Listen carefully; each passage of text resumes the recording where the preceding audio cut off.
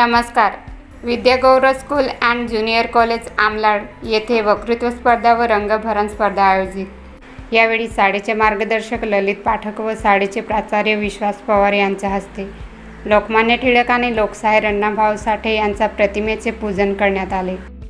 Mode. विद्यागौरव school and junior college आमलाड येथे वक्तृत्व स्पर्धा व रंगभरण स्पर्धा घेऊन लोकमान्य टिळक व लोकशाहीर अण्णाभाऊ साठे यांना अभिवादन करण्यात आले. विद्यागौरव स्कूल अँड ज्युनियर कॉलेज आमलाड येथे लोकमान्य टिळकांची पुण्यतिथी व लोकशाहीर अण्णाभाऊ साठे यांची जयंतीनिमित्त लहान गटातील मुलांची रंगभरण स्पर्धा घेण्यात आली.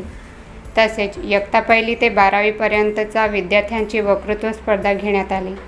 इयत्ता तिसरीच्या विद्यार्थ्यांनी लोकमान्य टिळकांचा जीवनपटावर नाटिका सादर केली.